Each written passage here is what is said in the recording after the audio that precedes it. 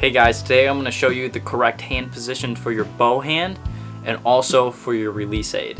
Okay, so first things first, we're going to start with your bow hand, or the part of your hand that touches with the grip.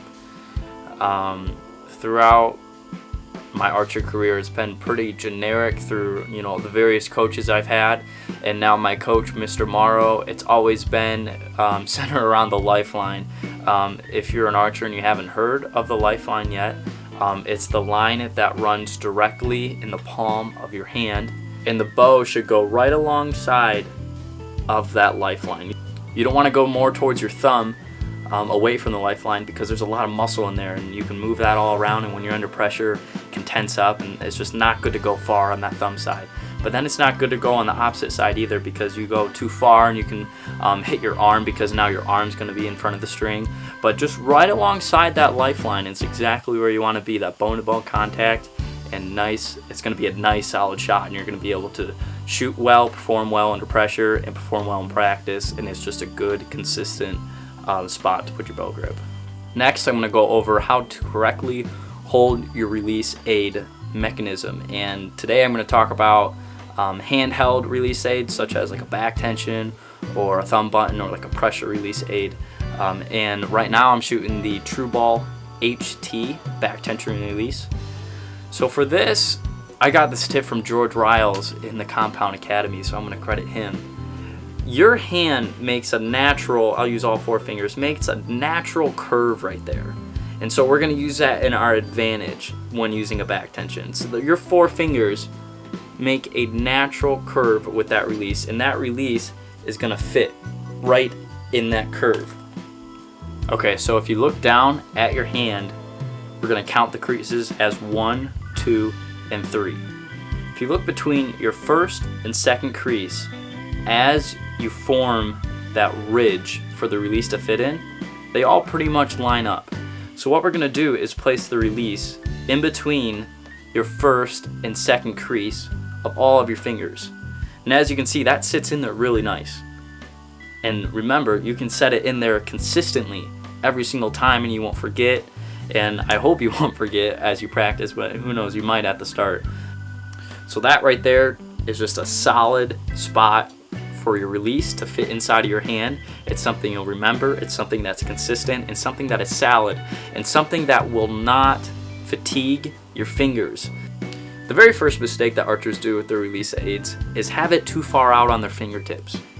You don't want it to be on that first crease or beyond, because it's just going to tense up your muscles, it's going to tense up your tendons, and you're just going to shake. I mean, there's nothing else to it.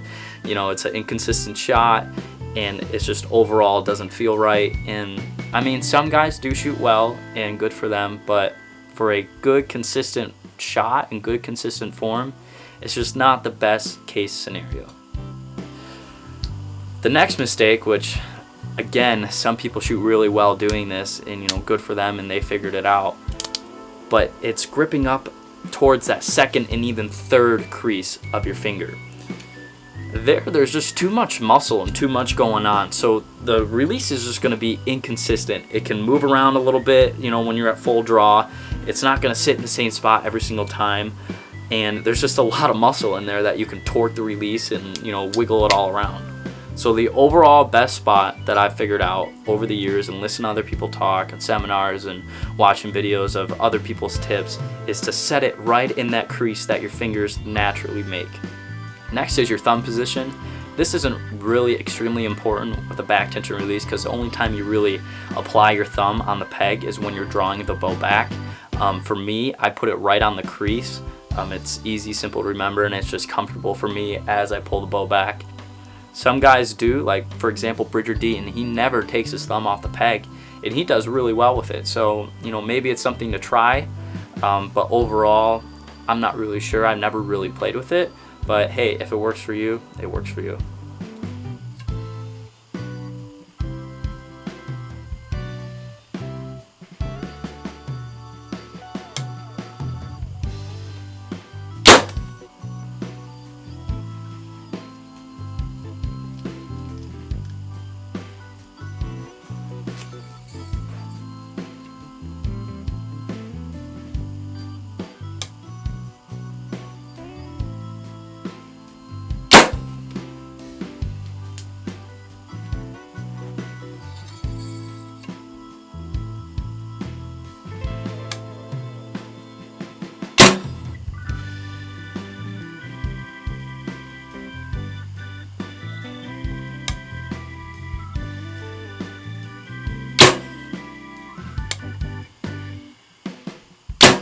Alright guys, so I hope you liked this week's video. If you want another tip in the future, please let me know in the comments below and I'll try to make them all happen.